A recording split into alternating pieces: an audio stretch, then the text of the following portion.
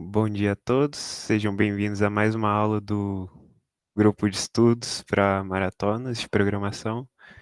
Hoje a gente tem como convidado o Igor Ribeiro, ele que é medalhista do nosso campus. Seja bem-vindo e pode começar. Bom dia aí, pessoal. A gente vai revisar aqui algumas questões da Maratona Mineira, né, que foi semana passada. Aí, caso tenha alguma assim específica que vocês querem que dê mais detalhes, vocês vão avisando aí, abre o microfone, se quiser interromper também alguma coisa. Eu vou ver se eu começo aqui das mais fáceis para a mais difícil e a gente vai comentando delas aí. Se eu não me engano, a mais fácil era essa L aqui, né, de lucro.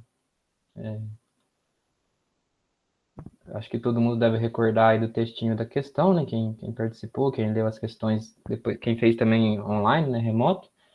Basicamente, ele te dava um textinho, explicava um sistema de conversão de valores de moedas, né? De euro, real e yuans. Aí ele queria saber, né? Se essa conversão aí de fato estava exata, né? Se tanto faz qual a moeda que você estava, se você estava meio que gastando a mesma coisa, né? Não tinha como ter lucro, somente convertendo as moedas. Aí ele pedia para você printar assim, né, quando a conversão fosse exata, ou seja, você não consegue ter lucro, né, com somente trocando moedas ou não, caso o sistema aqui, o mercado deles fosse de uma forma que permitia brechas, né, tinha como ter lucro só no caso de ficar trocando uma moeda com outra. Aí esse exercício aqui era bem fácil, né, eu não sei se você quer que entre muito em detalhes, mas era só meio que rasurar ali no papel essa equaçãozinha aqui que ele dava, né, quantos que vale um euro em reais, quantos que vale um real em yuans e quantos que vale um euro em yuans, né? Aí como não tem a taxa de conversão aqui de um tipo, você pode abstrair, né? Você sabe que um euro vale tantos yuans, só que aí você sabe que um euro vale tantos reais e um real vale tantos yuans, né? Era basicamente verificar se esses dois aqui, né, quando você multiplica, é igual ao terceiro valor, que é a taxa de conversão de euro para real, de euro para real, de real para yuans, e quando você multiplica elas é igual a taxa de conversão de euros para yuans. Era só escrever ali no papel, caso não tivesse muito claro pelo enunciado, que ia conseguir enxergar facilmente essa espécie de essa equaçãozinha que a gente tinha que verificar a igualdade, né? Então, como os casos de teste mostram aqui, né? 2 vezes 3 é igual a 6, então printou sim. Aqui 2 vezes 1 não é igual a 4, então por isso que ele printou não. E aqui é a mesma coisa, 2 vezes 2 não é igual a 2. Vocês querem que entre mais em detalhes nessa ou essa aqui ficou bem clara para todo mundo? Isso aqui é mais de boa.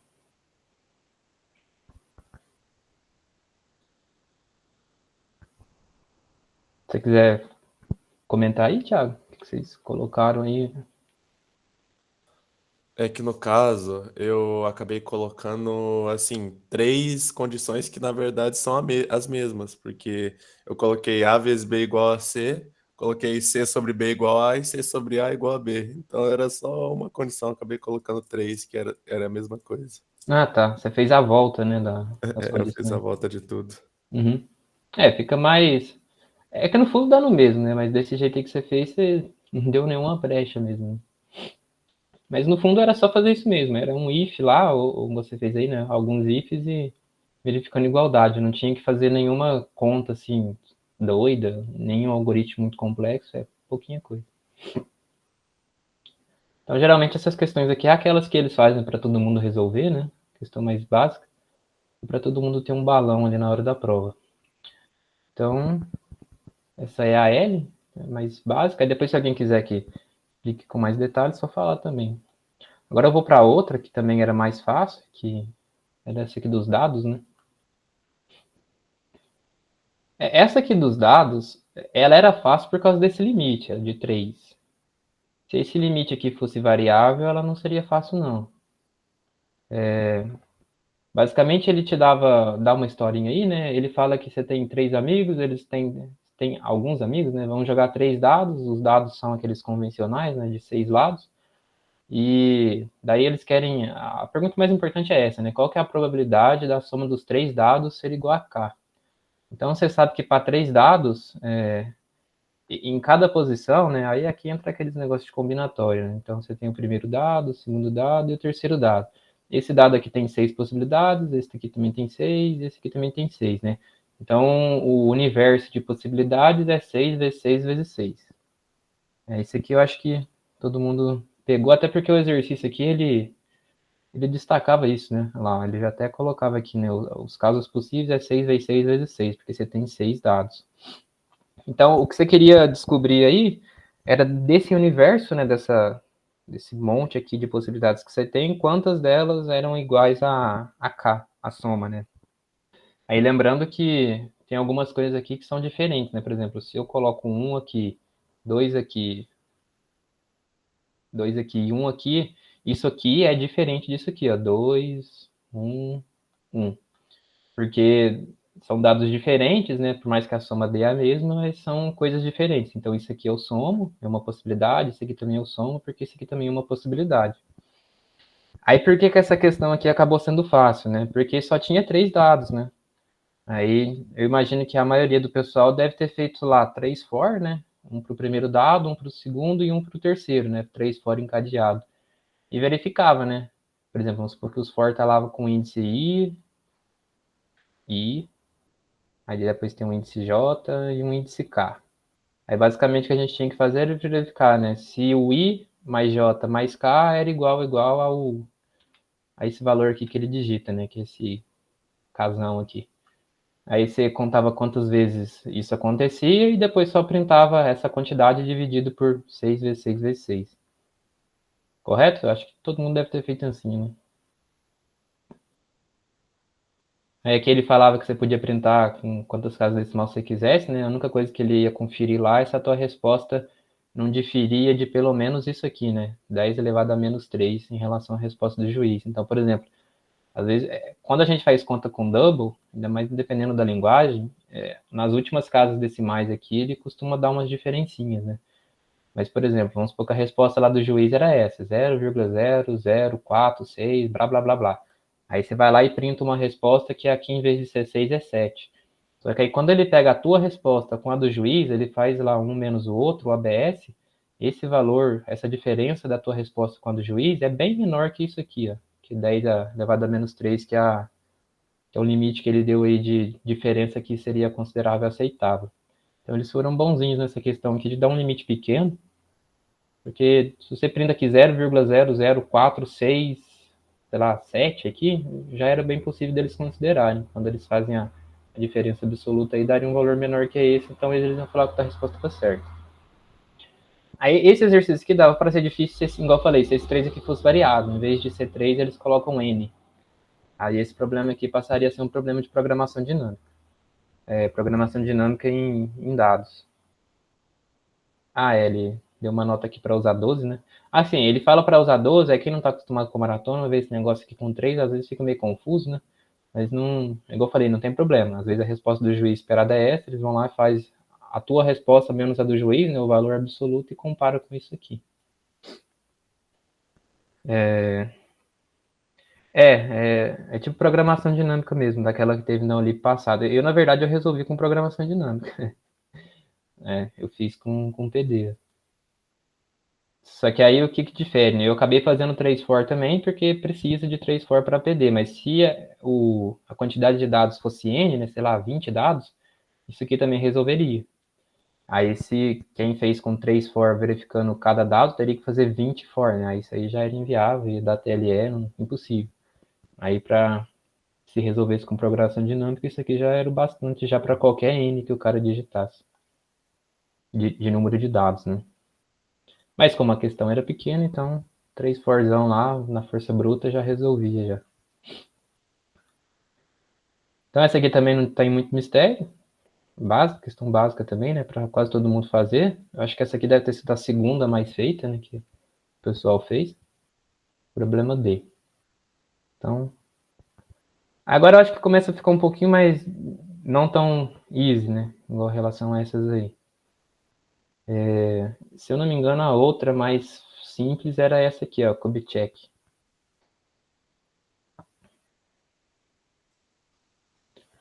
Essa aqui eu acho que era uma questão que eles falavam que tinha várias respostas, né? Era isso mesmo.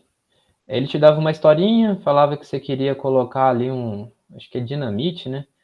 Você ia colocar dinamite no ponto X com tempo T, daí o trem, quando ele estivesse passando lá, se fosse exatamente no tempo X que o trem estivesse passando, quer dizer, exatamente na posição X com o tempo T, aquele trem seria destruído, né? Seria explodido.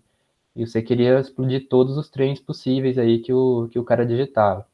E inicialmente o que ele te dava no exercício era a posição inicial do trem e a velocidade que ele andava a cada segundo, né? Então, a cada segundo o trem I anda VI metros, né? Eu acho que não sei se é metros, centímetros, o que é a unidade de medida que ele deu, mas indiferente. Ele se move V, só falou V, né? Ou para a direita ou para a esquerda, né? Se o V é negativo, ele vai para trás, se é positivo, ele vai para frente. Então, basicamente assim, esse trem aqui, né? Inicialmente ele está na posição 1 e ele se move a uma velocidade de -1, ou seja, ele vai para trás. Então, a cada segundo, ele vai andar -1. Então, com 5 segundos, ele teria andado -5, né? Então, a posição que ele estaria em 5 segundos seria -5 que ele andou, mais a posição que ele estava, que é 1, ele estaria então na posição -4. Eu imagino que essa questão aqui também, pelo menos essa parte, deve ter sido um pouco mais simples de pegar, né? Que dado um tempo t, é fácil descobrir a posição que ele vai estar, né? É só você pegar a velocidade que ele se move, multiplicar pelo tempo, então isso você vai saber o tanto que ele já andou e soma com a posição inicial que ele estava. Aí o que, que ele fala, né? Ele quer que você printa para ele aí uma resposta possível, pode ter várias, qualquer uma que você printar tá bom. É uma lista, né, desses parzinhos aqui, ó. Na onde que você vai colocar a tua dinamite? Na posição tal, no tempo tal, para que todos os trens sejam explodidos. Daí, talvez isso aqui gere um pouco de dúvida por conta desse negócio de printar qualquer resposta. Geralmente, quem faz OLIP, essas coisas aí, isso aqui nunca cai. Printa qualquer coisa aí que seja possível. Porque o setter da OLIP, ele não é tão robusto assim. Agora, na Mineira, eles fazem uns juiz um pouco mais robusto lá para verificar esse tipo de resposta, que aceita qualquer coisa. Então, isso aqui talvez tenha sido uma surpresa para a maioria, né? Quem não está muito acostumado com maratona, talvez a hora que chegou nesse aqui ficou um pouco confuso com esse detalhe, né? Que você pode perguntar qualquer coisa. Mas dito isso, geralmente você pode pensar de várias formas que ainda vai dar certo, né? A forma que eu havia pensado, e depois vocês podem comentar aí como vocês tinham feito, foi assim, eu vou destruir cada trem em um tempo. Pronto, porque ele fala que todos os pontos que você vai printar no resultado, esse tempo teu tem que ser distinto. Então, por exemplo, eu tenho dois trens, duas locomotivas, né? Então, a primeira locomotiva eu destruo ela no tempo zero, né? Que é zero indexado, né? Então, a primeira eu destruo no tempo zero, a segunda eu destruo no tempo 1. E se tivesse mais aqui para baixo, a terceira eu ia destruir no tempo 2, a quarta eu ia destruir no tempo 4 e assim vai. Tipo esse aqui, ó. Essa aqui eu destruo no 0, essa aqui eu destruo no 1, essa aqui eu destruo no 2, essa aqui eu destruo no 3. Então, para cada locomotiva, você fala que você vai destruir ela em tal tempo. Aí, para você saber qual posição que ela está, é só fazer a continha, né? O tempo vezes a velocidade que ela anda, somando com a posição inicial que ela estava. Acaba sendo um algoritmo bem simplesinho. Você, na hora que você já lê já a pergunta, né? Então você faz um for de i até n, de 0 até n, né? Deixa eu abrir o código aqui para vocês verem. Então você faz um for de 0 até n, que é você leu ali, que é o tanto de locomotivo que você tem. Você lê então a posição inicial dele, a velocidade.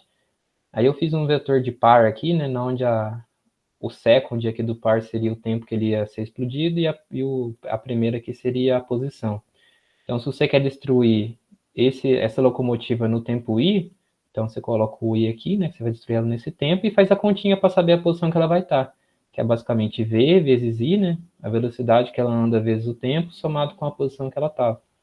Aí depois, só printa o tamanho da resposta e todos os pares. Onde aqui primeiro é a posição e aqui segundo é o tempo. Então era um algoritmo bem básico esse aqui também. Se pegasse essa ideia aí de que qualquer coisa serve, então o mais fácil que eu pensei de qualquer coisa é para cada trem, destruo ele em tal tempo, e dado o tempo que eu vou destruir ele, é fácil descobrir a posição que ele está. Alguém aí fez diferente essa aqui? Pensou de outra forma? Fez com menos dinamites ou fez com mais? Alguém não entendeu também o enunciado? Não sei.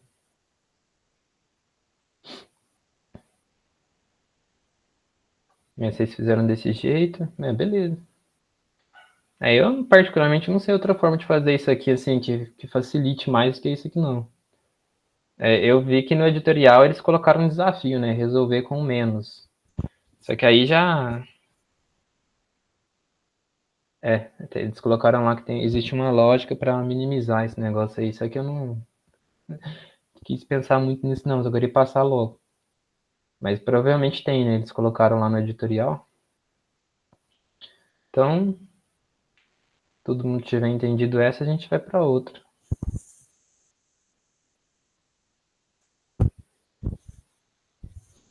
Algum comentário? Beleza. Agora, a outra mais fácil qual que era? Acho que era aí, né? Essa aqui do emparelhamento. Acho que era essa aqui mesmo. Então, ele te dá uma historinha. Eu não vou ler, não. Basicamente, o que essa historinha aqui tá falando é o seguinte. Tem lá um... Eu vou pular a história. Vou só explicar aqui os casos de teste. Ele quer que você agrupe. Tá vendo que tá tudo fora de meio que de ordem aqui, né? Tipo, 1 tá com 2, o 3 tá com 4, aqui o 1 tá com 2 de novo e aqui o 3 tá com 4. O que ele quer é o seguinte, ele quer agrupar os números. Então tem que ficar 1 com 1, 3 com 3, 2 com 2, 4 com 4. Aí no enunciado, quem lê aí, né, quem leu, vai ver que ele tá te dando umas historinhas de doce aí, né, tipo de doce, daí os doces foram bagunçados e ficaram meio embaralhados, você tem que arrumar eles, né, arrumar as ordens. Aí também tanto faz, né? Ele fala aqui que tanto faz. Se você deixa o 1 com 1 na primeira posição, se você deixa o 1 com 1 lá na terceira, tanto faz. A única coisa que ele quer que você ajude, né? Que ele quer que você faça é agrupar as igualdades, né? Tem sempre que ficar os parzinhos iguais juntos. E ele quer saber o número mínimo de movimentos que você precisa fazer aí para que isso aconteça. Aí, a princípio, eu achei que isso aqui era uma questão de grafos, alguma coisa muito difícil, assim. Mas não, não era grafos, não. Pelo menos, assim, nada BFS, DFS, nem nada. Era só simulação mesmo, e implementar o... Era basicamente simular os negocinhos que estavam aqui. Aí, a lógica que eu tive para fazer isso aqui era o seguinte, eu não sei como é que vocês fizeram, depois vocês comentem aí.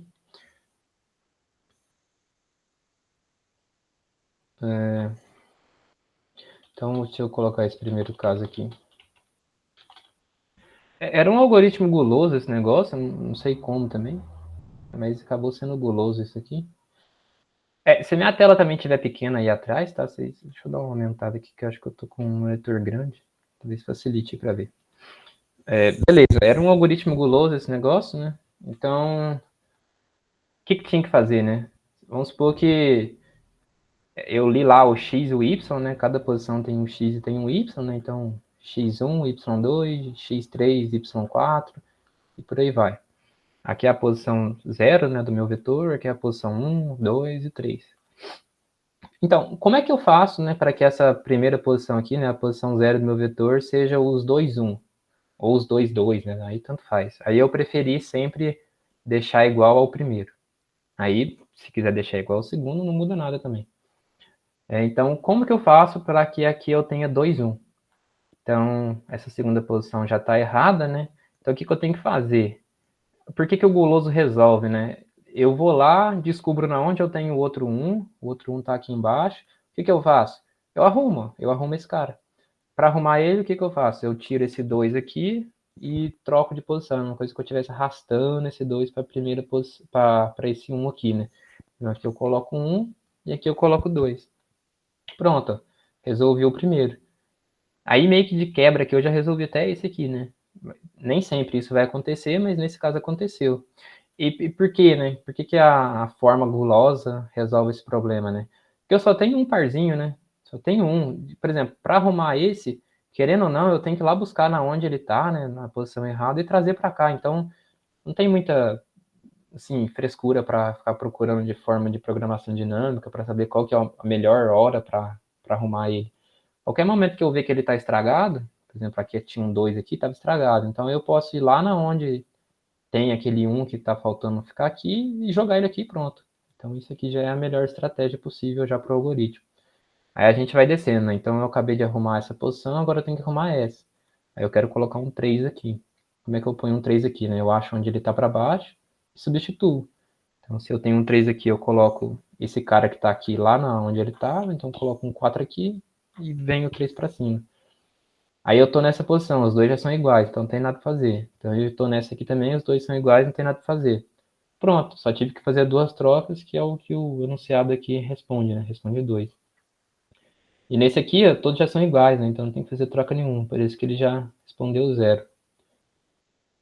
Aí isso aqui, imagino que tenha várias formas de implementar.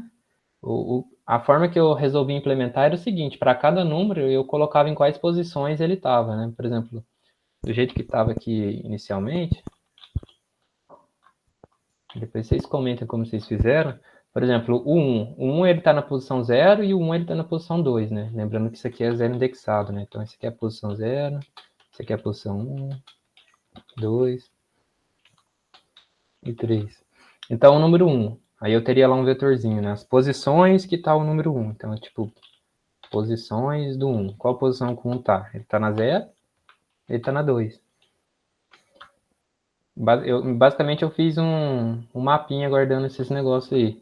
Mesma coisa para o 2, né? Qual posição que o 2 está? O 2 está na posição 0 também e está na posição 2. Aí o 3... Vou fazer isso aqui para ficar mais fácil. O 3 está na posição 1 e está na posição 3. E o 4 também. O 4 está na posição 1 e está na posição 3. Então, era isso. Se eu quero colocar o 1 aqui, eu vou lá e verifico as posições com 1 tá. 1 tá na posição 0, tá na posição 2. Mas eu já tô na posição 0, né? Eu quero colocar 1 na posição 0. Então não tem como eu pegar o cara da posição 0 e só trocar para cá, né? Porque aí não vai mudar nada. Então eu tenho que pegar a posição do 1 que é diferente desse que eu tô no momento. Então qual que é a posição do 1 que é diferente do que eu tô no momento? É o 2, né? Então eu vou lá na posição 2. Beleza. Qual dos dois aqui, né? O x ou o y que é 1? Nesse caso é o x. Então esse 2 que estava aqui em cima vem parar na posição do x. Então, esse 2 de cima para na posição do x. E o cara que estava aqui, né, vem parar na posição do y. Opa, só que agora, talvez algumas pessoas possam ter errado isso. Eu mesmo tinha esquecido desse detalhe. Eu tenho que atualizar agora essas posições aqui, ó. Que agora eu coloquei o 2 lá na posição 2, né? Agora esse vetorzinho aqui de posições está errado. Então agora o 1 ele está na 0 e na 0, e o 2 ele está na 2 e na 2. Aquela posição 0 que ele estava, ele saiu dela para ir para 2. E a mesma coisa com o de baixo. Esse 4 vai parar lá na posição 3, e esse 3 aqui para na posição 1. Então eu tenho que atualizar esse vetorzinho aqui de baixo, que fica 1, né? Ele está na posição 1 e na posição 1, e o 4 está na 3 e na 3. É que para esse exemplo aqui, ó, parece muito óbvio, né? Porque para cada troca já resolveu 2 parzinhos, né? Mas existem casos que você vai ter que fazer mais de uma troca para resolver um par. Aí, se você não atualiza esse vetor aqui de posições que aquele carinha teu que você quer tá, você vai tentar retrocar ele para algo que ele estava antes. Então, supondo que você tenha um exemplo mais ou menos assim, ó. E agora, como é que eu... Deixa eu tentar dificultar esse...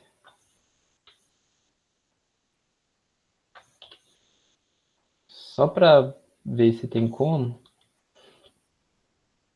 Nesse caso aqui, ó, vamos resolver esse caso para vocês verem que nem sempre vai ser tão easy assim, né? O 1 está na posição 0 e está na posição 1. O 2 está na posição 0 e na posição 3. O 3 está na 1 e na 2. E o 4 está na 2 e na 3.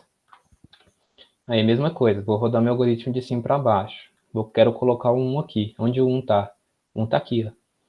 Então agora o 2 vai vir para cá e o 1 vai vir para cima. Então agora o 1 está na 0, e agora o 2, ó, o 2 ele estava na 0 e na 3, só que agora o 2 veio parar na posição 1, né? Então eu tenho que vir aqui e tirar esse cara daqui, ó. Então agora não é 0 mais, é 1. E por que se eu não atualizo isso aqui dá errado? Supondo que a hora que eu estou aqui no 2, eu quero buscar um outro 2, se eu não tivesse atualizado esse cara aqui, ele ia imaginar que o 2 estava na posição 0 de novo. Aí ele ia tentar pegar o cara que estava lá na posição 0 para colocar aqui e combinar com ele. Só que não está na posição 0, né? Ele mudou. Então esse teu vetorzinho aqui de posições para cada número tem que ser sempre atualizado. Porque senão você não atualiza, ele vai tentar colocar numa posição antiga que já está resolvida, que no caso é a posição 0. Aí você segue o mesmo esquema. Quero colocar um 3 aqui. Onde tem um 3? O 3 está aqui. Então agora eu faço a alternância dos dois. Agora esse 2 que estava na posição 1 veio cair na posição 2. E aquele 3 que estava na posição 2 veio cair na posição 1. E agora, no último caso, vou colocar um 4 aqui, um 2 aqui. E as posições vão estar todas certinhas. Então basicamente o algoritmo tinha que fazer isso. Aí eu não sei se vocês, quem resolveu pensou de outra forma, fez de outro jeito, mas o meu algoritmo basicamente simula esse passo a passo aí que eu acabei de mostrar. Aí como sempre são só duas posições, né? Aí você pode dar um clear no mapa, lá no vetor, pode dar um erase, eu não sei qual linguagem vocês estão usando aí, né? Dá sei lá, qualquer coisa que vocês usam para limpar as posições, porque é só dois, então não vai sobrecarregar nem nada. Só pode limpar tudo e refazer essas posições aqui. Refazer ela sem percorrer tudo de novo, né? Você exclui as duas, guarda quais que ele tava e você tem que saber qual que é a nova que ele vai ter, né? Aí tem várias formas de fazer isso. A ideia ficou clara? Aí eu não sei se tem outra forma de fazer. Pelo menos a que eu pensei era desse jeito, simulando cada passo aí.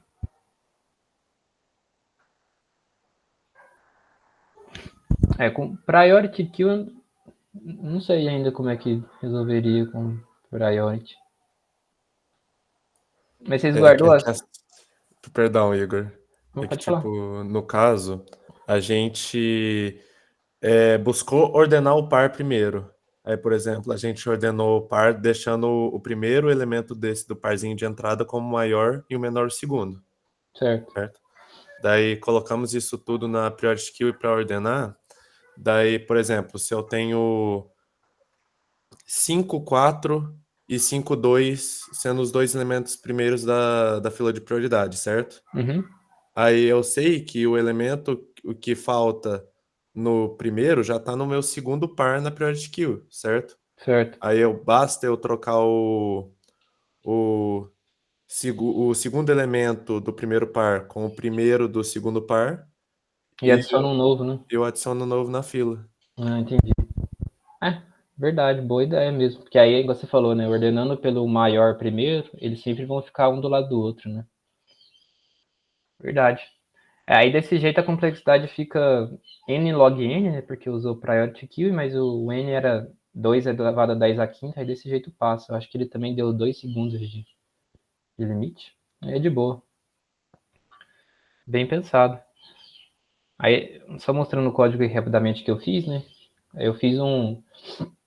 Quem não conhece esse negócio aqui, ó, é muito bom. Para quem mexe com C++ aí, nem sempre precisa de usar map. Talvez você consiga usar esse negócio que chama um ordered map. Isso aqui é a mesma coisa do hash set, lá, hash map do Java, para quem usa Java. Aí no Python eu já não sei.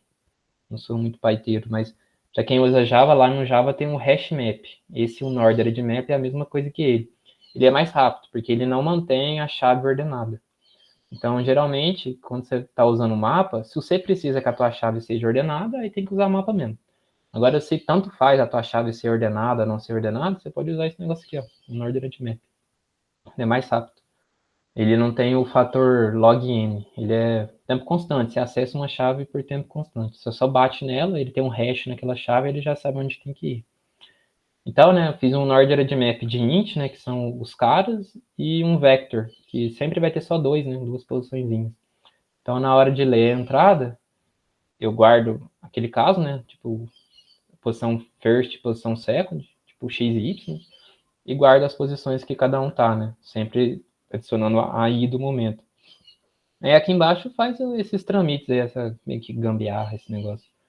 Eu sempre quero fazer que o x e o y sejam iguais, né? Se eles já forem iguais, não tem nada a fazer. Por isso que eu fiz esse if. Então, se eles forem diferentes, eu quero que aqui onde eu tenho y seja x. Aí eu vou procurar as posições do x. Caso a posição do x seja igual a que eu tô, eu não preciso fazer nada, né? Porque já é o cara que eu tô.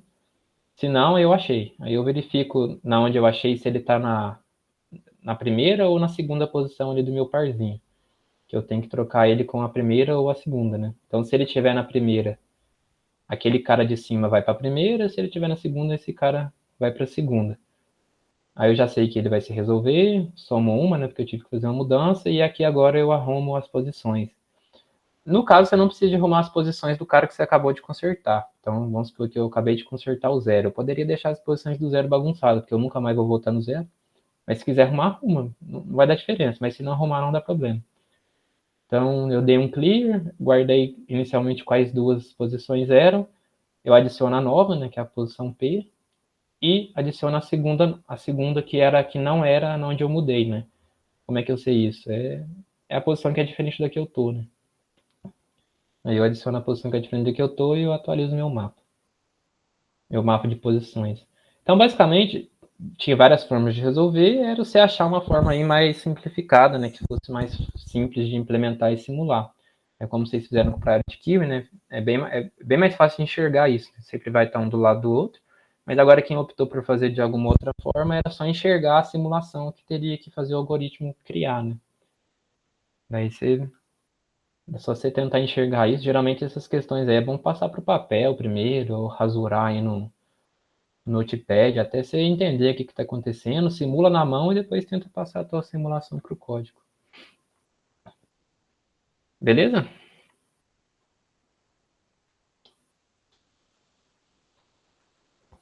Então essa aí foi a questão E.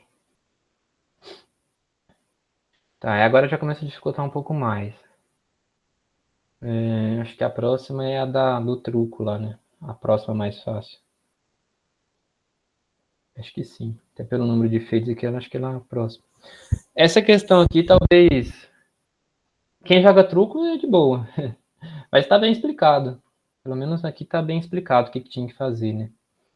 Mas quem joga truco fica bem mais fácil. Não precisa nem de ler direito essas coisas aqui, que já sabe a ordem das cartas e blá blá blá, né? Ele ainda fala que você pode ignorar o naipe das que não são as 4 primeiras, né? Somente as 4 primeiras que você tem que considerar o naipe, e essas outras aqui tanto faz, o naipe. Elas têm toda a mesma força. No truco isso não acontece, né? Mas para facilitar o algoritmo aqui, eles falaram que todos os 3 têm a mesma força, todos os 2 têm a mesma força. Mas aí beleza. Então ele te dá essa historinha, explica o que é o jogo de truco, e ele quer que você simula ali, né, um jogo de truco entre 4 pessoas, né? Onde a pessoa A com a pessoa C é uma dupla e a pessoa B com a pessoa D é outra dupla.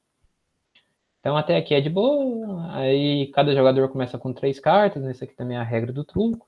Isso aqui já é uma regra já que não sempre acontece no truco, né? Que ele fala que sempre vai começar com o jogador A, mas na verdade no truco joga o cara que ganhou, né? Vai começar a próxima rodada, às vezes não é o A.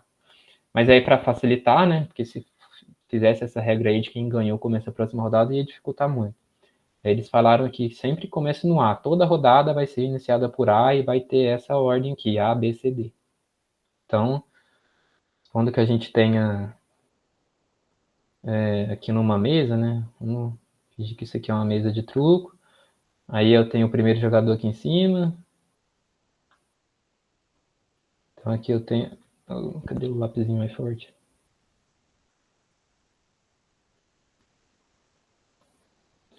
Deixa o pente me batendo aqui. Ah, que pincel. Então eu... Oh, tá branco. Então eu tenho jogador 1 aqui, jogador 2, jogador 3 e jogador 4. Lá ele dá A, B, C, D, mas tanto faz. Então a ordem de jogo é essa, né? Do 1 pro 2, do 2 pro 3, do 3 pro 4. Aí no 4 é o último a jogar, não tem do 4 pro 1 não. Depois volta. 1, 2, 3, 4. Então, primeira coisa para Entender é tipo isso. Aí ele fala que cada turno, né, cada jogador joga uma das cartas que ele tem na mão e ganha o turno a dupla que tiver a carta mais forte na mesa ali, né? E se tiver duas cartas mais fortes que empatem, aí a rodada termina empatada. Aí, esses dados aqui são bem importantes para você saber como é que vai funcionar ali, né? O que os caras vão jogar, né? Porque, assim, você sabe as cartas, sabe as forças, mas tem que ter uma regra ali de jogo, né? Senão o nosso algoritmo não consegue tratar isso, né? Porque quando tá jogando humanamente ali, o cara que analisa a carta dele e joga a que ele acha que é mais pertinente, mas nesse caso aqui não tinha como, né? Ele tinha que te dar uma lógica aqui para você seguir. Então a primeira regra era: se a dupla dos jogadores estiver ganhando o turno, ou se não for possível ganhar das cartas jogadas, então, ou seja, se é o jogador 2, quer dizer, se é o jogador 4 aqui, né? Se é o último. Quem tá ganhando o jogo é a dupla 1-3. E a tua carta mais forte, a carta que você tem aqui na tua mão, que é a mais forte, não ganha da carta que tá ganhando o jogo. Então, não tem por que você gastar a tua carta mais forte em algo que não vai ganhar, né? Então, você joga a tua mais fraca. Aí ele fala isso, ó, não existe carta na mão do jogador mais forte que a carta mais forte jogada pelos oponentes. Então, o que você tem que fazer? Jogar a tua carta mais ruim. Caso contrário, ou seja, você consegue ganhar da carta que vai ser jogada ali na mesa, né? A carta mais forte jogada na mesa, a tua é mais forte que ela. Então, joga a tua carta mais forte. Pra você conseguir ganhar a jogada, né? Isso quando houver uma carta na mesa, né? Quer dizer, quando houver uma carta na mesa, você faz isso. Quando for o primeiro jogador, aí, tendo dito isso, esse finalzinho, também, quando não houver nenhuma carta na mesa, também deve jogar a mais forte. O único caso que não tem carta nenhuma na mesa é quando o A vai começar a rodada, né? Então, o oponente, o primeiro oponente aqui, né, o A, ele sempre vai jogar a mais forte que ele tem. Porque ele é o cara que inicia, né? Então, é uma regra isso, o A sempre joga mais forte.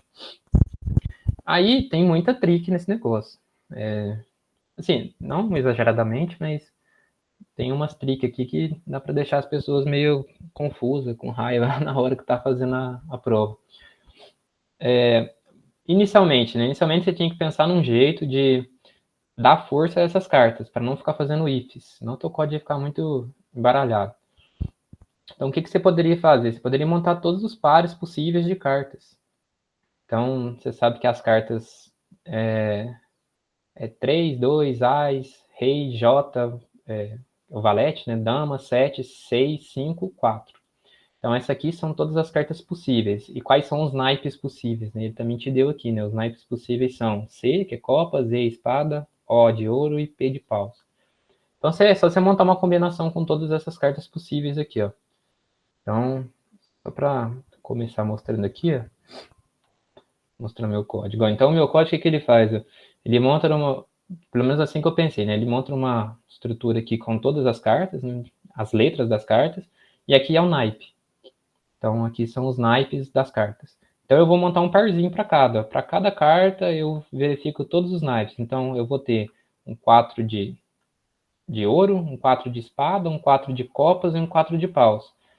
Isso aqui que esse meu laço de repetição está fazendo. Então, eu concateno a primeira com essa, depois a primeira com essa, depois a primeira com essa, e tal. E adiciono isso dentro de um mapa. Aí, novamente, né? Tanto faz se está ordenado ou não, por isso que eu usei o Northern Map.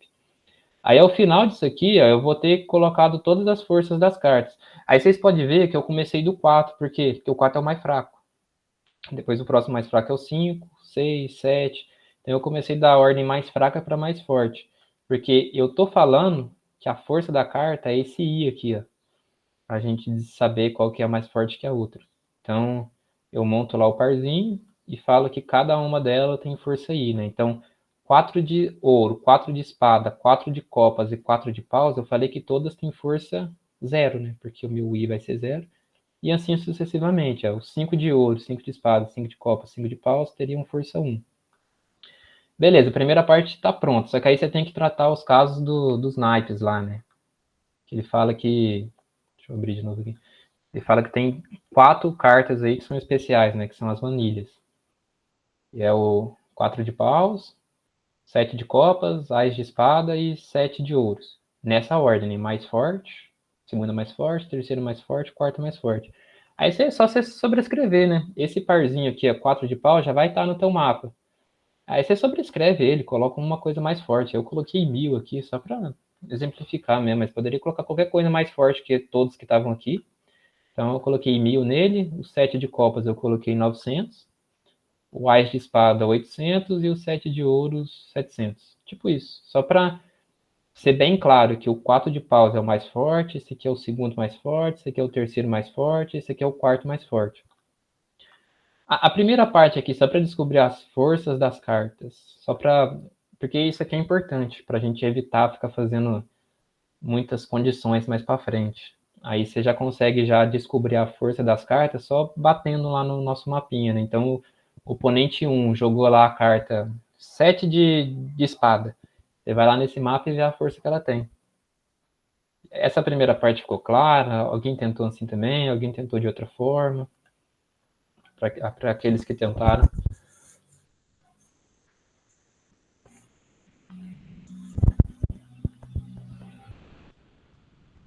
Beleza? Então, vamos continuar. Então, a primeira parte do enunciado era fazer isso, né? Pelo menos assim, para facilitar o resto do código, era dar um jeito aí de dar força às cartas. Agora, o que você tinha que fazer é ler, né, as cartas de cada jogador. Então, esse aqui era o jogador 0, que era o jogador 1, ou tanto faz, né, como você queira chamar eles. Eu fiz assim, esse aqui é o jogador 0, esse aqui é o 1, esse aqui é o 2 e esse aqui é o 3. Então, para cada jogador eu lia 3 cartas, então, é basicamente isso. Para cada jogador eu leio 3 cartas, e para cada jogador ó, eu coloco na mão dele as cartas dele. Só que eu não adiciono a carta, eu adiciono a força da carta, que é o meu mapinha que guarda as forças. Então eu adiciono o mapa de S, né? A força da carta que ele tem. Então, para cada jogador, eu crio a mão dele, adicionando as forças das cartas. E depois eu ordeno. Para cada jogador, eu já vou deixar ordenado a mão dele, né? Da mais forte para mais fraca. Aí por isso que eu coloquei esse R begin e R end aqui, para ordenar do maior para o menor. E eu usei deck, por que eu não usei vector aqui, né? Porque o vector, ele não tem uma estrutura que você consegue apagar a primeira posição de forma rápida.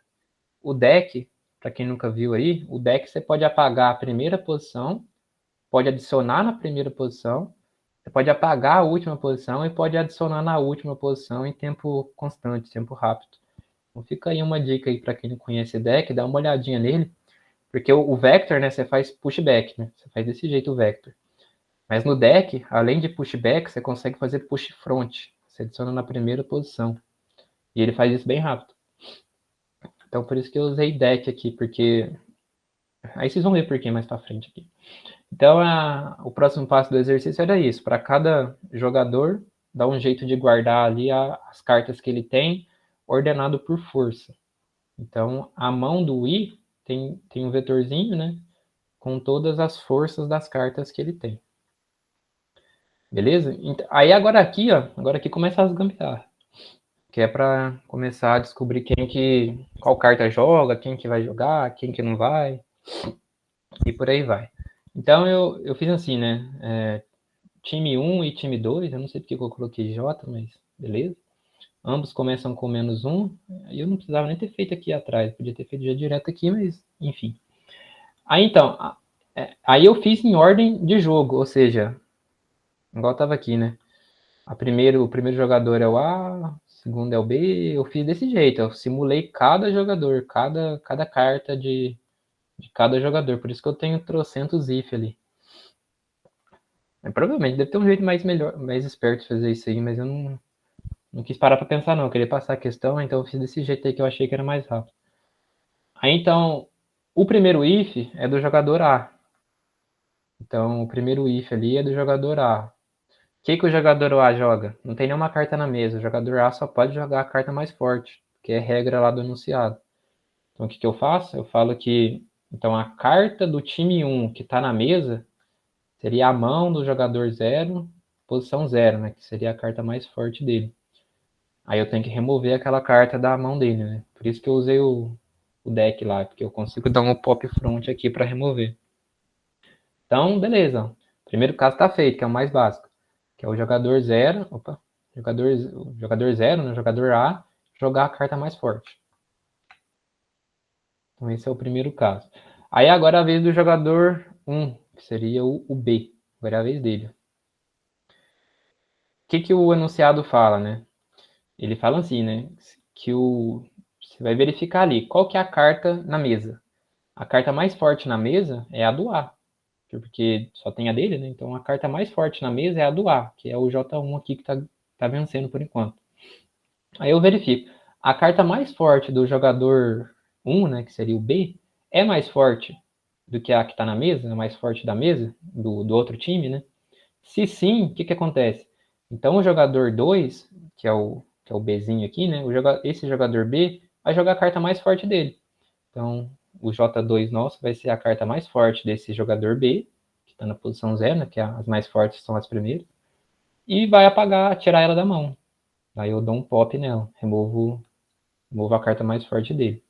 Se não, né? Se a carta mais forte desse jogador aqui não for mais forte que a que está na mesa, aí o enunciado fala que a gente tem que jogar a mais fraca. Não existe carta na mão do jogador mais forte que a carta mais forte jogada pelos oponentes. Então o que ele faz? Ele joga a carta mais ruim que ele tem.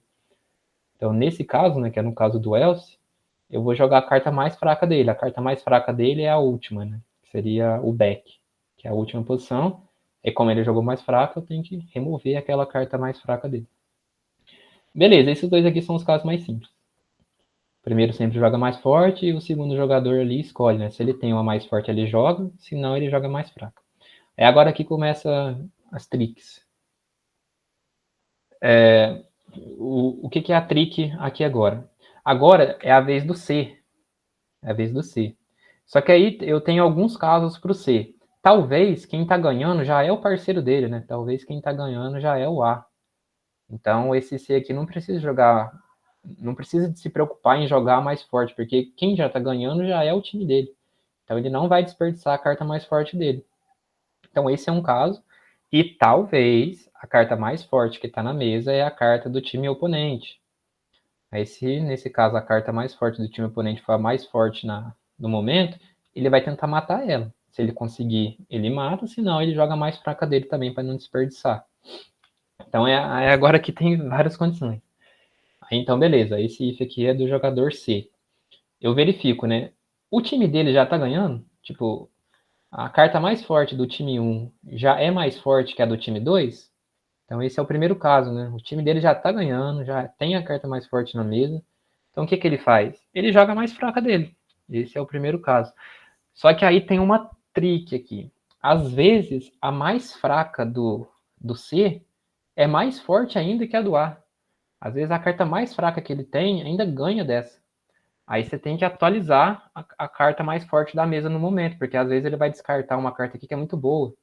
Vamos supor assim, ó, que esse cara aqui tinha jogado um Ás, esse aqui jogou um Reis.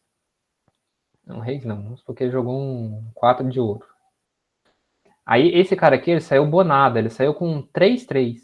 Ele só tem 3 na mão. E o 3 dele, a carta mais fraca dele, que é um 3, ainda assim é mais forte que a que tá ganhando, que é o Ás. Então ele só pode jogar o 3. Aí o que acontece? Agora a carta mais forte que fica na mesa é a dele. Porque, querendo ou não, por mais que ele jogou a mais fraca, ainda assim a mais fraca dele é mais forte que a que tava ganhando. É isso que acontece no truco, que às vezes os oponentes já ficam assustados, né? O cara vai descartar e acaba descartando uma carta que ainda é mais forte que a que já tá ganhando. Então, esse caso talvez tenha atrapalhado muita gente, porque talvez seja isso mesmo. Eu levei um erro aqui por causa disso, quando eu fiz.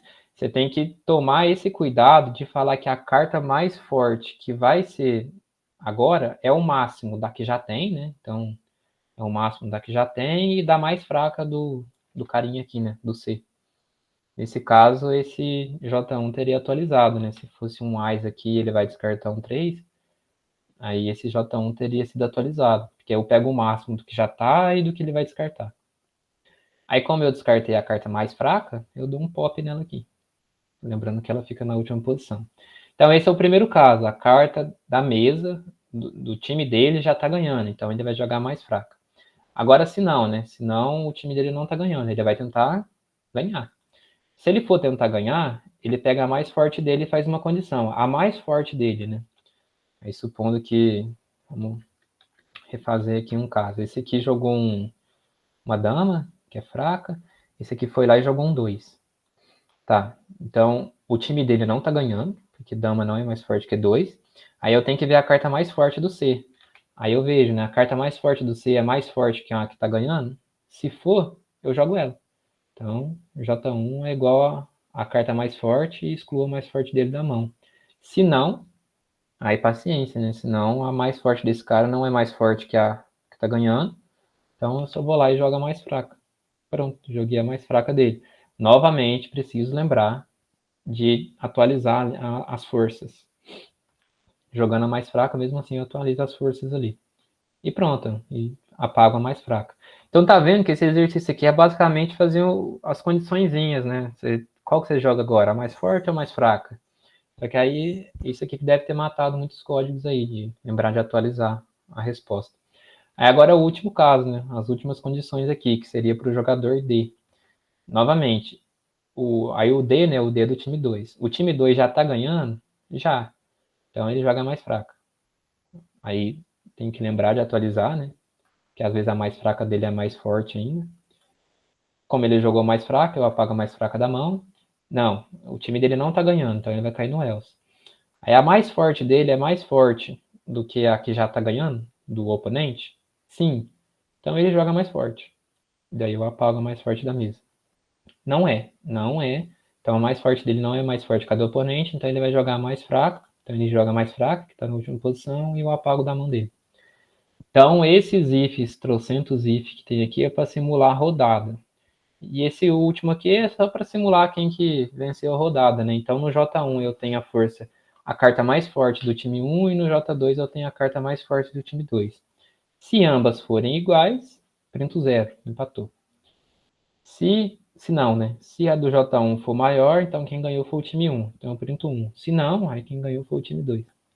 E é isso. É bem simulação mesmo esse negócio aqui, mas aí tinha que lembrar desses detalhezinhos aí. Ficou alguma dúvida? Eu falei vários ifs aqui, mas querendo ou não é um pouco confuso mesmo, ainda mais para quem não joga truco. Para quem joga truco é um pouco mais natural entender o que está acontecendo. Para quem não joga, às vezes fica um pouco confuso esse negócio.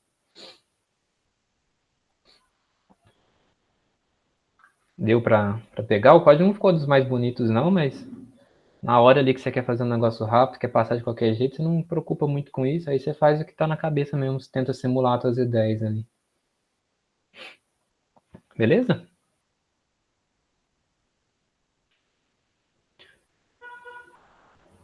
Fechou então. Isso aqui é a outra questão. É mais uma questão que não tem nada assim de muita estrutura complexa, nem nada, né? Só que a lógica dela é meio doida, né? Era uma questão mais difícil de implementação. Não tinha que usar nenhuma estrutura de dados complicada. Dava para fazer isso aqui de outro jeito também. Aí ficava na criatividade. Mas o mais chato era simular o jogo. Então, ok. Agora vamos para outra questão. A próxima é mais fácil. Tá meio lento isso aqui. Acho que a próxima mais fácil era a letra A. Não é tão fácil também, não. É, né? E agora só falta a A e a G das que eu tinha feito. Então vamos para A. Essa questão aqui é meio bizarra, mas é legal. Ele te dá então um enunciado aqui falando de uma historinha, né? Que tem muita gente aí que é antissocial, vai ter um show aí, e esse show tem N cadeiras, né? Posicionadas uma do lado da outra. Aí cada pessoa ela chega na ordem relacionada ao índice dela, né? A primeira pessoa é a pessoa 1, a segunda pessoa é a pessoa 2, e assim vai. E daí elas têm na cabeça delas que a melhor posição para elas se sentarem é a posição que deixa ela mais longe do mais próximo sentado já. Estranho, né? Então, só para exemplificar, né? Eu tenho aqui então Vamos supor que eu tenho várias mesas, né? Então eu tenho a primeira mesa, a segunda, terceira, quarta, quinta, sexta, e assim vai. Então a pessoa 1 chegou, não tem ninguém sentado. Aí nesse caso, né, o exercício também fala que quando existir mais de uma posição possível para a pessoa sentar, ela vai sentar na primeira, né, na que tem menor índice. Então a pessoa 1 chegou, ela vai sentar na posição 1, né, porque qualquer uma para ela não tem ninguém, né, então ela vai sentar na posição 1. Aí a pessoa 2 chegou. A posição que maximiza que a distância de alguém já sentado é a última. E se ele sentar na última, é a única forma dele ficar o mais longe possível do cara que já tinha chegado. Então o 2 só pode ser na última posição. E esses dois casos, né, o 1 na primeira posição e o 2 na última, são os casos mais básicos e fáceis. Você sempre sabe que o 1 vai sentar na primeira e o 2 vai sentar na última. Então isso é meio que uma verdade desse exercício. Beleza? Isso aqui eu acho que é fácil de perceber. Aí agora começa as frescuras aí, né? Começa a descobrir as posições dos próximos caras. Agora chegou o cara 3. Se o cara 3 sentar aqui, se alguém quiser falar aí. Não? O cara 3 chegou, ó. Onde que o cara 3 vai sentar? Se ele sentar aqui, ele fica a uma distância de 1 daqui, ó. A distância, o cara mais próximo sentado a ele é um 1 e a distância desses dois é 1. Mas se ele sentasse aqui, o mais próximo dele seria também o 1 e a distância agora já seria 2. Lembrando que a gente sempre quer saber a menor distância de alguém já sentado perto dele. Então, por isso que eu não estou analisando com 2, porque a distância do 1 é menor. Então, se ele senta aqui, ele já fica uma distância de 2 do mais próximo. E se ele senta aqui, agora o mais próximo dele vai ser o 2. E mesmo assim, ele fica uma distância de 2 do mais próximo. Então, ele tem duas possibilidades, né? Ou essa ou essa. Qualquer uma dessas duas que ele sentar, ele vai ficar uma distância de 2 do mais próximo. Então, como é que eu sei qual que ele vai sentar, né? Tem a regra lá do enunciado. Quando ele tem mais de uma possibilidade, ele vai sempre escolher a de menor índice, né? E a de menor índice é a que ele encontra primeiro, que seria essa aqui, ó. Então, o cara 3 vai sentar aqui. Correto? Tá aí tudo bem? Ficou alguma dúvida? É basicamente simular, né, o que o nosso algoritmo lá tá, o nosso exercício está pedindo. Então o cara 3 achou a posição dele, agora a gente tem o cara 4. O cara 4, se ele sentar aqui, ele vai ficar uma distância de 1 do mais próximo. Se ele sentar aqui, ele também fica uma distância de 1 do mais próximo. E se ele sentar aqui, ele também fica uma distância de 1 do mais próximo. Então todas dão uma distância de 1 do mais próximo. Então ele vai sentar na que tem menor índice, que seria essa. Então o cara 4 sentou aqui. Mesma coisa para o 5. Ó. Se o 5 senta aqui, ele fica uma distância de 1, e se ele senta aqui, ele também fica uma distância de 1. Então, como há um empate, o 5 vai ficar nessa. Aí o 6 só pode ser essa. Então, basicamente, tinha que arrumar um jeito de simular esse negócio aí. Isso é doideira. Para descobrir as posições mais simplificadas aí no momento. Beleza?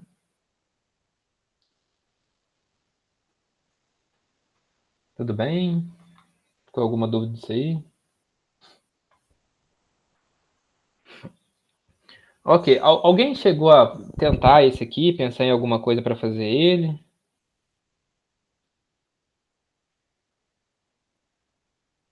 Quem quer comentar aí desse aqui?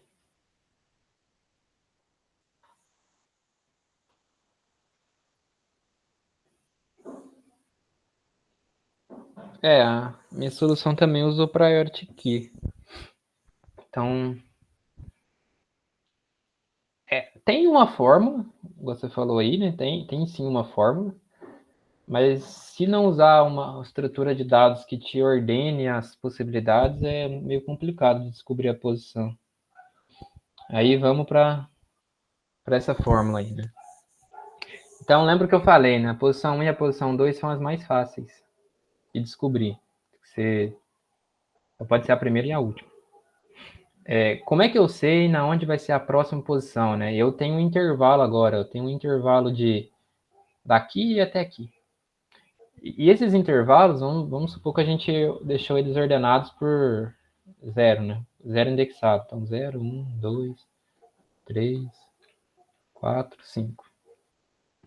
Então, como eu já coloquei alguém na posição 0 e alguém na posição 5, agora eu tenho esse intervalo aqui, ó. É o intervalo de 1 a 4. E esse intervalo aqui, ele tem qual tamanho, né? Ele tem um tamanho 4. Certo? Então, eu tenho um intervalo de tamanho 4. E esse intervalo de tamanho 4 vai da posição 1 até a posição 4.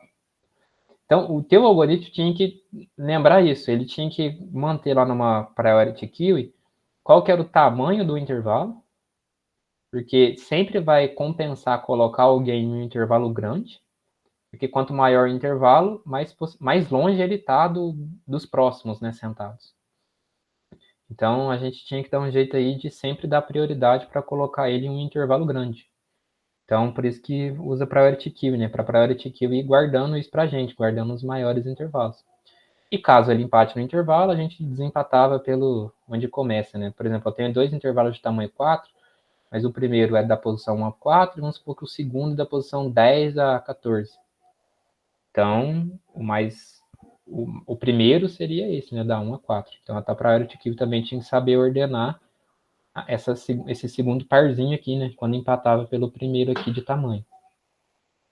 Aí meio que isso aí fica para implementação. Então, aí beleza, a tua priority queue agora, ela tá com essa estrutura. Tem um intervalo com tamanho 4, só para servir para a gente saber qual que vai ser que a gente vai ordenar e quais são os índices, né, desse intervalo. É o índice 1 a 4. Aí, tendo os índices do intervalo, como é que eu sei a posição que eu vou tacar o cara, né? É só fazer 1 mais 4 dividido por 2. Isso aqui é arredondado para baixo. Opa. Aí, então, seria 5 dividido por 2, que seria igual a 2. Então, a próxima posição seria na posição 2, que é exatamente o que a gente, quando a gente simulou aqui, fez. Então, a próxima posição seria na posição 2. Aí, como eu adicionei um cara na posição 2, olha que legal agora, né? Como eu adicionei um cara ali na posição 2, eu tenho que dar um jeito de...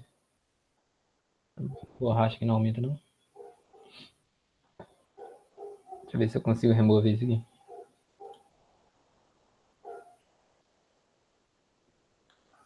Aí o compensation é negação. Mas beleza, ó. Deixa eu tentar aumentar aqui para baixo. Como eu removi um cara na posição... Como eu coloquei um cara aqui na posição 2, agora, desse intervalo que eu tinha, né, de 1 a 4, eu vou ter outros dois novos intervalos. Eu vou ter esse aqui e eu vou ter agora esse aqui, ó. Concordam? Que eu coloquei um cara aqui, né? Eu tinha um intervalo contínuo com ninguém dentro, coloquei alguém lá no meio, aí com isso eu acabo dando um split naquele intervalo maior e virando dois intervalos, né? Vira o intervalo que é da esquerda e o intervalo da direita.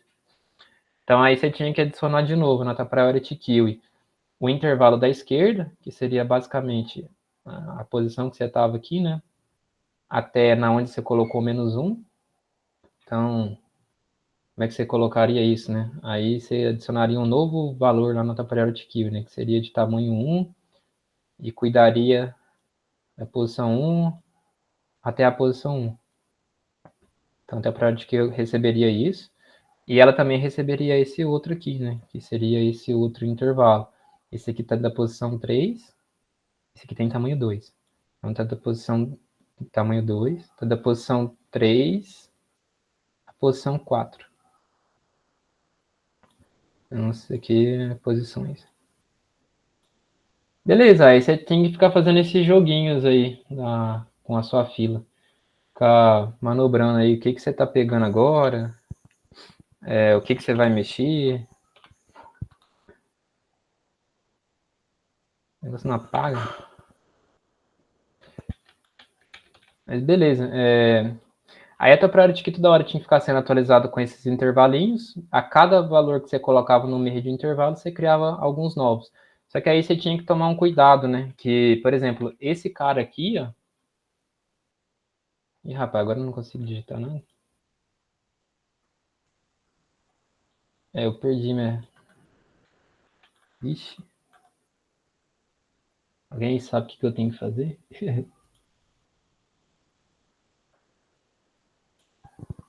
Enfim, travou até minha tela. E agora subiu finalmente. Beleza, aí só tem que prestar atenção que, por exemplo, nesse intervalo, né, de 1 a 1, como é que eu vou quebrar esse negócio, né? Por exemplo, aqui, ó, tô aqui. Não tem como eu quebrar, né? Então, quando eu tô num cara que só tem ele mesmo, não tem como eu quebrar em 2 novos intervalos, né? Aí você nem precisava de criar uma entrada nova na tua Priority Queue. Você só cria uma entrada nova nela quando você de fato tem um intervalo válido, né? Tipo, você tem uma posição da esquerda e uma posição da direita que é válido. O que não é válido? Esquerda 2 e direita 1. Isso aqui não é válido. Não existe um intervalo da 2 à posição 1, né? Existe um intervalo da posição 1 à posição 2. Mas da 2 a 1 não existe. Então, na hora de atualizar a tua Priority Queue, você tinha que tomar esse cuidado aí de sempre atualizando ela com intervalos válidos. Aí tinha uma outra trick nesse negócio, que é assim... Vou remover isso aqui. Intervalos grandes de tamanho par te atrapalha. Então, por exemplo, ó, quando eu coloco esse cara, o 3 na posição 2, eu tenho esse intervalo aqui, né? E esse intervalo aqui, ele tem tamanho 2. Mas lembra que o próximo valor, né, que seria o 4, ele foi inserido aqui, ó. Ele não foi inserido nesse intervalo que é maior. Por quê? Porque quando eu tenho um intervalo de tamanho par, ele sempre vai dar prioridade para o primeiro. Quando eu faço ali a divisão para descobrir a posição do meio, por conta daquele arredondamento para baixo, ele sempre vai dar prioridade para a posição do meio. E a posição mais à esquerda. E a posição mais à esquerda dele vai estar mais próxima do índice do intervalo anterior, que daria na mesma coisa que aqui. Então, como ele daria prioridade para colocar alguém aqui, ó, ele ia tentar colocar esse 4 aqui, né? Se fosse para mim falar que esse intervalo é melhor. Só que pondo 4 aqui, fica uma distância de 1 desse. E pondo 4 aqui, nesse intervalo que só tem tamanho 1, também fica uma distância de 1. E ele pede para a gente dar prioridade para os intervalos de menores índices, né? Quando empatar. Então, é fácil perceber que intervalos pares não nos ajudam. Tamanhos pares de intervalos não nos ajudam. Então, quando o teu intervalo tiver um tamanho par, você adiciona o ímpar anterior como tamanho. Então, seria, em vez de adicionar 2 na priority key, você adiciona 1. Se você tem um intervalo também aqui de 4, ó, por exemplo, tenho 4. Então, quer dizer que aqui eu tenho alguém e aqui eu também tenho alguém. Aí, quando eu divido esses dois, a posição que ele vai tentar colocar é essa. Quando eu faço aquele cálculo lá de posição inicial e final, ele vai tentar colocar o teu cara aqui, né? O K. Só que se eu tiver um intervalo para trás aqui, eu tenho um intervalo de posição 3, né? Olha como dá no mesmo. Então, quer dizer que eu tenho um cara aqui, quer dizer que eu tenho um cara aqui.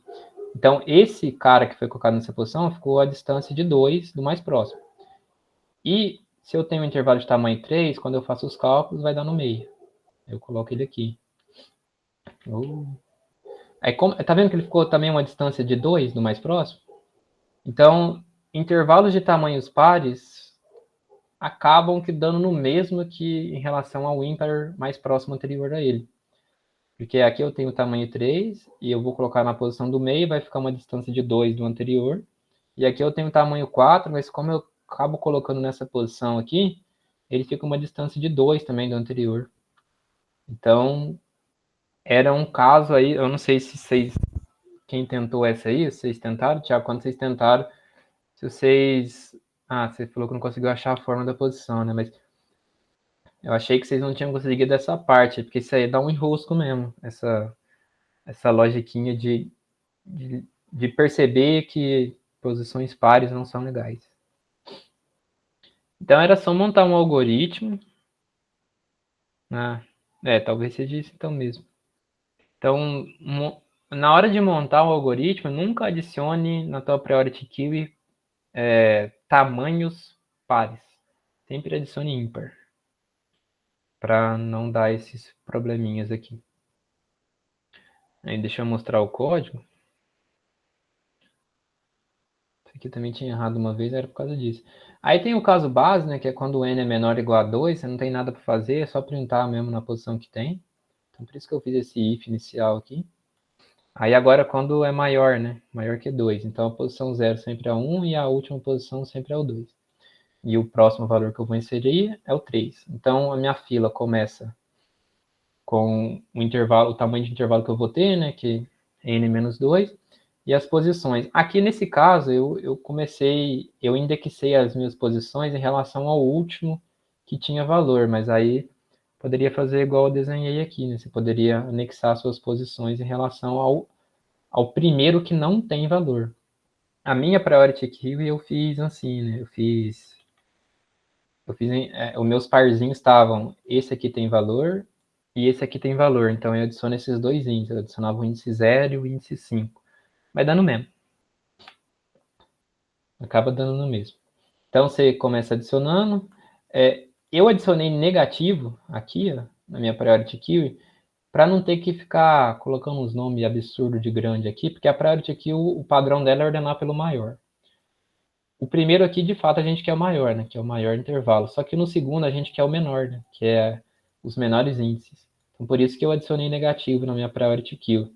Eu só não coloquei menos zero porque não dá diferença. Mas os dois próximos aqui eu coloquei negativo, porque quando você inverte o sinal de um número, os que eram maiores ficam menores e os que eram menores ficam maiores. É uma gambiarra aí que a gente usa de vez em quando. Aí, na verdade, eu quero o valor absoluto, por isso que eu tirei com ABS aqui. Então, beleza. Aqui são as regras para eu não adicionar mais valores, né? Quando eu não tenho mais intervalos. E aqui é para mim achar a posição. Só pegar o índice da esquerda, da direita, dividido por 2, coloco lá a posição, aquele cara vai ficar nessa posição. E agora eu vou criar dois novos intervalos, né? O intervalo 1 vai ter esse tamanho, e o intervalo 2 vai ter esse tamanho. E na hora de adicionar na fila, se esse cara aqui for par, eu tiro 1. Aí eu fiz uma continha aqui para fazer isso. Podia fazer if também, tanto faz. Só que se eu fazer 1 menos o mod 2 dele, já resolve, porque se o número for par, por exemplo, 4, aí eu vou fazer 4 menos 1 menos, aí eu faço 4 mod 2 dá 0, aí fica 1 menos 0, dá 1. Aí eu faço 4 menos 1, que dá 3. E quando o número já é ímpar, aí aqui nessa parte vai ser 1, eu faço 1 menos 1 dá 0, e daí eu não altero o número anterior. Então esse aqui é gambiarras para fazer a tua fila de prioridade funcionar, mas a ideia é essa aí que eu tinha desenhado. Conseguir achar a posição e criar os dois novos intervalos com o tamanho deles. Eu acho que foi isso aí também que eles postaram no editorial, que era para instrução esperada. Beleza? Tudo bem essa questão aí também? Essa aqui é um pouquinho mais difícil mesmo. Até para entender também, dá uns enroscos. Essa aqui era a questão de desenhar e ficar tentando achar uma lógica que fazia sentido. Beleza?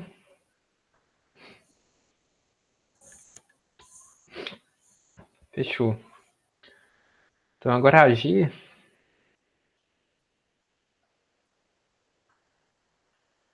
Essa aqui, eu acho que tem mais formas de fazer. Não tenho certeza, mas eu imagino que sim. Eu vi que vocês tinham tentado, né? Tava vendo, acompanhando o placar lá, mas a gente tentou também.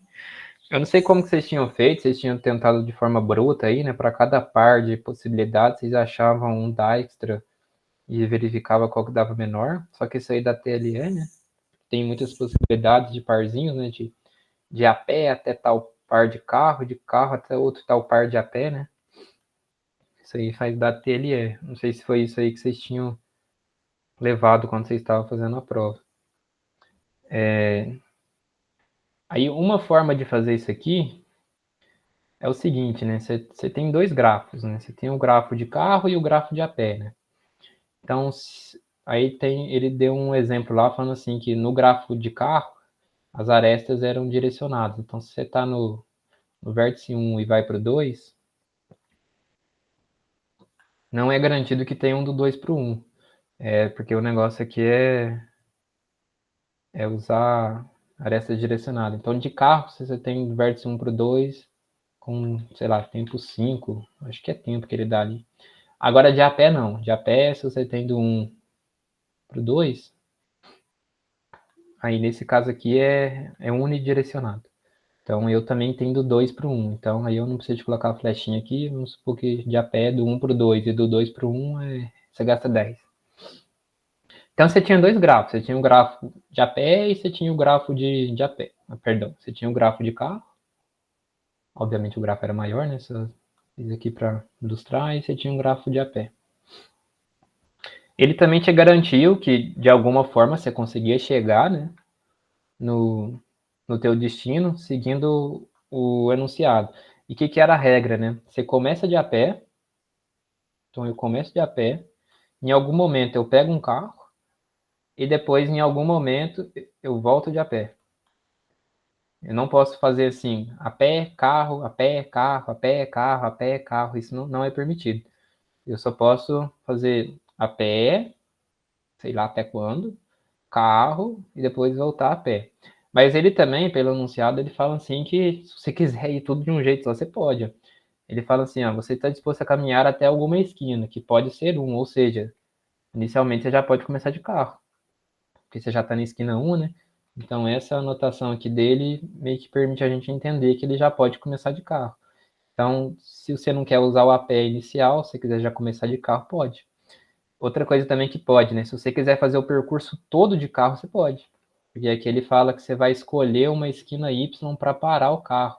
E ele fala que o Y para parar o carro pode ser o N. Então, também pode fazer o teu percurso totalmente de carro. Mas você também pode fazer o teu percurso totalmente de a pé. Porque ele falou que você está disposto a caminhar qualquer esquina. O X pode ser 1, mas o X também pode ser N. Então, se você quiser fazer tudo de a pé, aí você pode. Se você quiser ir tudo de a pé de uma vez só, aí você usaria somente o grafo de a pé. Então, o que torna o algoritmo difícil, esse problema um pouco mais difícil, é porque você tinha essa regra, a pé, carro, a pé. Se não tivesse essa regra aí, você podia fazer um grafo só e aplicar o Dijkstra mesmo, como vocês tinham falado aí. Mas por conta disso, aí tem essas frescuras aí de ficar... Frescura não, né? Até deixou bem legal. De ficar manobrando essas condições. Aí, como é que eu fiz? Eu fiz dois grafos, o grafo de carro e o grafo de a pé. E o que o Dijkstra faz, né? O Dijkstra original, né? Para cada vértice possível, você tem o quê, né? Você tem um vetorzinho lá de distância, né? Então, isso é horrível isso aqui. Deixa eu adicionar uma caixa de texto. Então, você tem lá um vetorzinho de distância de um vértice V é igual a W. Então, o teu Dijkstra guarda isso, né?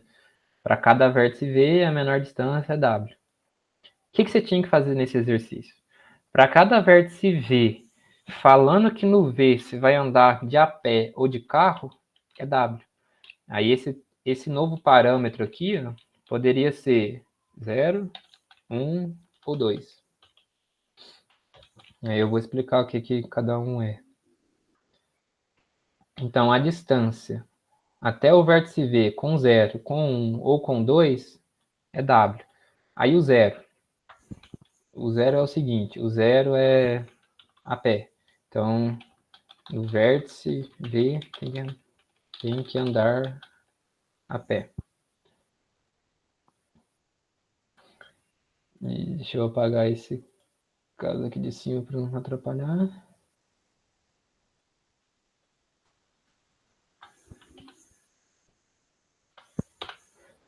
Mais uma vez o negócio não sai. Aí. Então, o primeiro caso é esse aqui. Então, a distância V0 quer dizer, então, que no vértice V você tem que andar a pé. Aí é só estender os outros casos. Então, depois eu aumento, peraí. A distância do V com 1 quer dizer que no 1, no vértice V tem que andar de carro. E depois aqui, dist do V com 2, você tem que andar de a pé. Aí eu já vou explicar o porquê disso.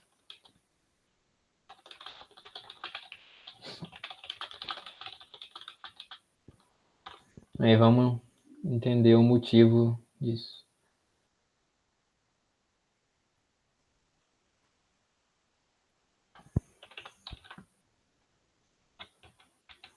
Aí tá bom, já dá para ver. Então, com zero, você está garantindo que seria a menor distância de chegar no vértice V com zero, ou seja, de chegar no vértice V e falar que lá nele você vai ter que andar de a pé. Com 1, você está garantindo que é a melhor distância de chegar no V e falar que quando você chegar lá nele com 1 aqui, você tem que andar de carro.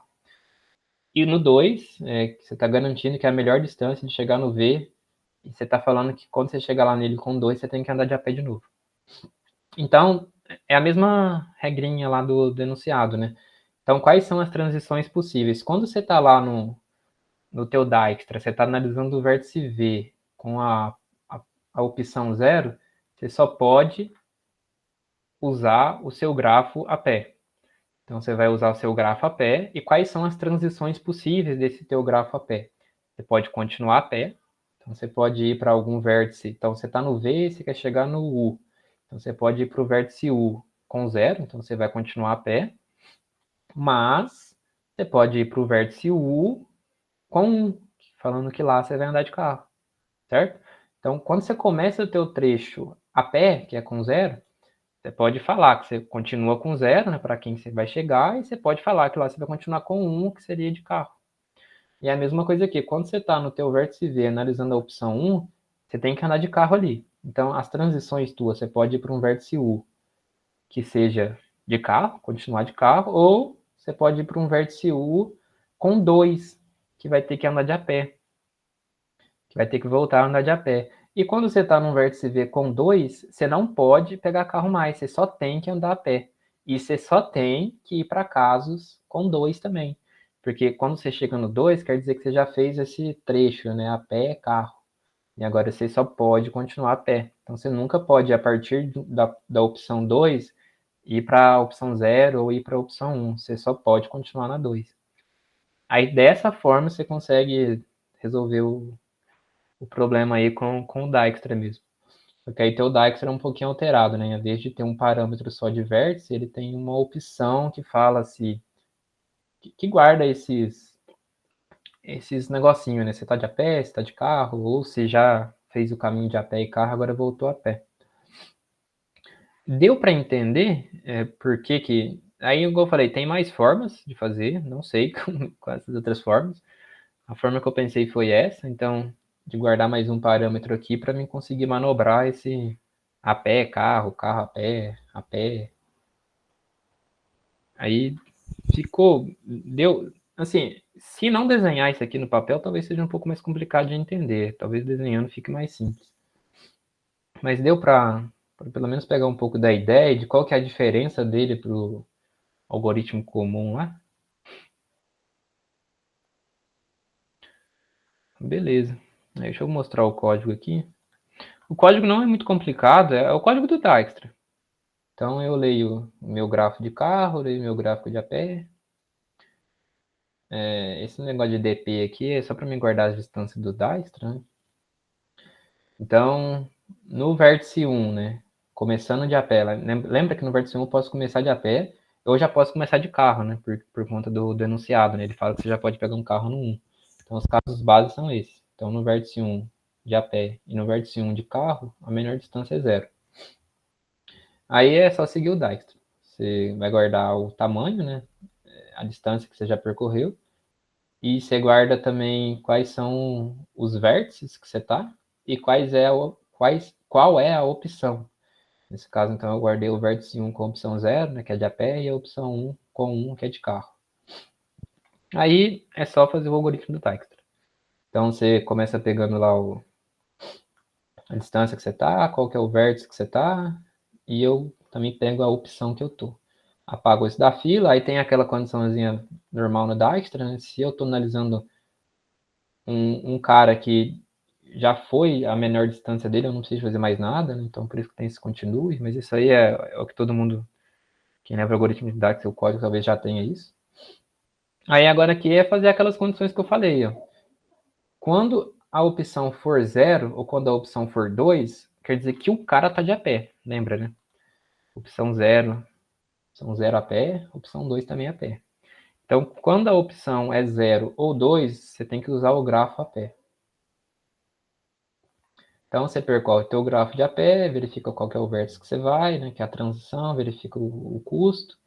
Então, aqui você tem duas condições. Né? A primeira, ele está a pé e vai continuar a pé. Aí, tanto faz se é 0 ou 2, né, porque eu vou continuar a pé, então eu vou continuar com a mesma opção. Então, eu verifico, o cara que eu estou indo com essa opção é maior do que o que eu estou com essa transição? Se for maior, você atualiza, né? Atualiza lá de bonitinho e adiciona na tua fila do Dijkstra. Aí agora aqui é o outro caso, né? Esse aqui você tem que colocar uma condição mais específica, que você só pode começar a andar de carro quando você estava de a pé se a tua opção for 0.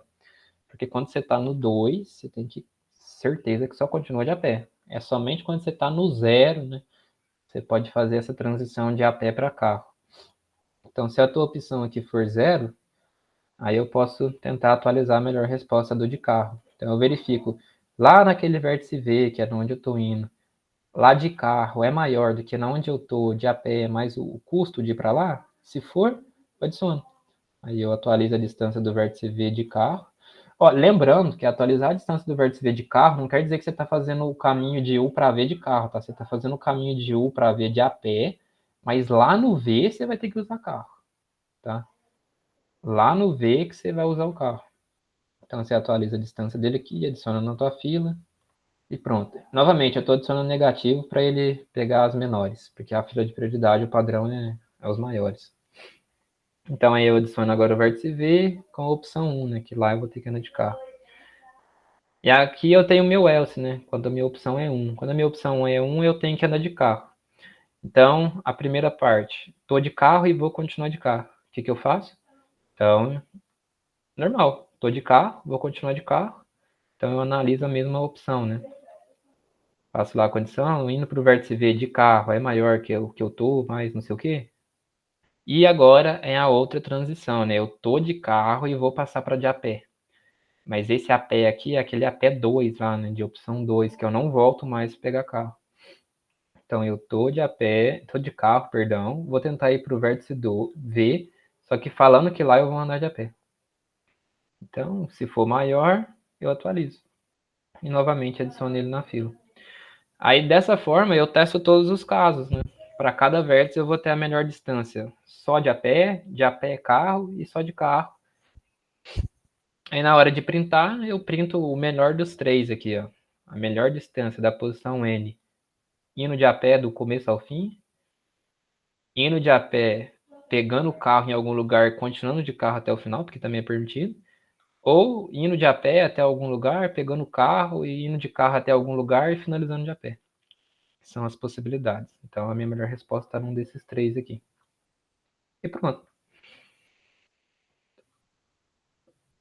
É um Dijkstra, só que com essas modificaçõezinhas aí. Esse aqui, para quem não... esse aqui já tem que ter um conhecimento prévio desse tipo de algoritmo aí de grafos. Quem não tem conhecimento prévio disso aqui talvez vai ficar meio perdido, porque já é uma coisa não tão trivial, né, o Dijkstra. Aí para esse caso aqui também já aí deu uma dificultada, né? Mas deu para entender aí, quem tentou conseguiu ver por que isso aqui funciona, por que isso aqui dá certo.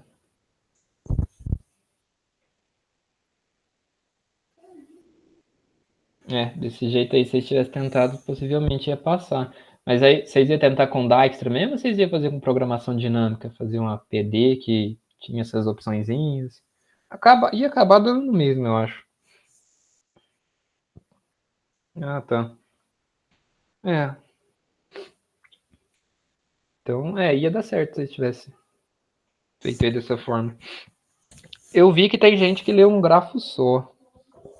Eu vi algumas soluções lá, tem umas pessoas que fizeram em um grafo só que aí no grafo eles colocavam uma flagzinha para falar se era de a pé ou carro, sabe? Porque tanto faz, né? Parando para pensar, se eu tenho isso aqui dando mesmo. Se não fosse essas coisas aí de a pé, carro, essas ordens, se eu tenho lá um vértice de 1 para 2 de carro com esse custo, por exemplo. Esse é direcionado, né? Então, com custo de 5, eu poderia manter o mesmo grafo, né? Depois eu teria um vértice de 1 para 2 a pé, com custo de 10, por exemplo. Só que aí era só eu manter a volta também. Eu teria um vértice de 2 para 1 com custo de 10. Eu poderia ter um grafo só com essas arestas, ó, porque dá no mesmo. Porque se você dá no vértice 1, você pode chegar no 2 de carro, ou você pode chegar de a pé. Tipo isso. Então, se não tivesse essas condições, né, carro, a pé, essas coisas, fosse um exercício mais simples, né, só falasse que existe 2 meios de transporte, né, quer dizer, um meio de transporte, mas você também pode andar de a pé, vocês poderiam ter feito um grafo só e não tem problema ter duplicação de aresta, né, porque aqui eu tenho 2 arestas indo do 1 para o 2. Uma tem custo 5, uma tem custo 10. Mas como tem essas dificuldades aí de seguir aquela ordem, então tinha que tomar um pouco mais de cuidado caso fizesse um grafo só. Mas enfim, era uma questão difícil isso aí, era muito simples mesmo não, é um pouquinho fora do usual de grafos, sim, do Dijkstra, né? Mas se tiver dado para entender, tá bom. Geralmente cair alguma outra vez, alguma dessa parecida aí, vocês vão saber resolver. Fechou, pessoal? Tem mais alguma coisa que vocês quer ver, quer comentar? As outras eu não tentei. Tentei a F, mas não passou. Então nem vou mexer muito nela, não.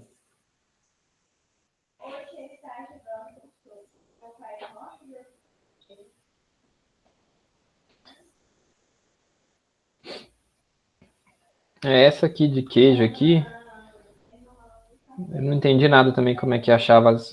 Eu só sabia achar a resposta para quando esse K era 1, não sabia achar para os outros dois, não. Era uma matemática meio doida. Isso aqui também já era difícil, eu não sei se alguém chegou a ler. Ele queria que você printasse uma fração mod alguma coisa. Tipo, ele queria que você printasse P sobre Q mod isso aqui. Só que não existe, né? Não existe módulo de número quebrado. Aí para consertar isso, você tem que fazer essa maluquice aqui, ó. Você faz P vezes Q elevado a menos 1 mod N. Aí você tem que achar algum X ali, né? Tal que X é menor que M, que satisfaça essa igualdade. X vezes Q, acho que é congruente, sei lá, não lembro o que é esse negócio. É igual a P mod M. Isso aqui já é uma loucura matemática já. Eu tinha achado essa parte aqui mais difícil do que achar essa fração. Mas algumas vezes, mas para quem nunca viu esse tipo de coisa, isso aqui é comum em algumas maratonas. Printa aí alguma resposta, você acha a resposta de uma forma até que fácil, mas na hora de printar a resposta, eles querem que você printe de um jeito muito louco. Que no caso seria printar esse X que satisfaça essa equação maluca aqui. Aí essa equação aqui eu descobri como é que printa, mas eu tive que pesquisar na internet, eu não sabia de cabeça não. Aí, só que isso aqui já é uma matemática muito absurda. Eu não sei explicar, só sei usar. Você faz Você tem lá A sobre B, né? Então você tem A sobre B, você quer printar A sobre B mod alguma coisa. Aí primeiro você tem que começar a achar o inverso modular do B. Para achar o inverso modular de um valor, você faz uma exponenciação rápida ali, passando o teu módulo menos 2. Não faço ideia de por que isso, eu só aceito. É uma matemática que eu não consigo explicar. Então você acha o inverso modular do valor que vai embaixo na tua equação, e depois que você achou esse inverso modular, você multiplica pelo valor que estava em cima e dá um mod. Aí isso aqui já resolve aquela equaçãozinha, essa congruência, aquele igualdade, sei lá como é que chama isso, que ele dá ali no exercício. Então, sei lá, talvez seja legal anotar isso aí. Algum dia pedirem para printar algumas respostas assim, né? Você tem P sobre Q, você quer printar mod M, provavelmente eles vão te mandar, printa o inteiro X aí que satisfaça isso. É só lembrar de fazer P vezes o inverso modular de Q mod M. Aí esse inverso modular é aquela continha. Você faz Q elevado a mod menos 2. Não faço ideia do motivo. Já usei várias vezes em maratona esse inverso modular. Não para isso, mas para outras coisas. E sempre tem que passar o mod menos 2 na hora de exponenciar o número. Coisas que a gente só aceita. Mas é isso, pessoal. Hoje mais tarde aí tem outra prova, e depois também se vocês quiserem comentar mais alguma coisa.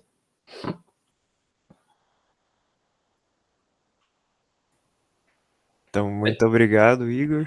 Eu vou mandar aqui no chat o formulário de presença.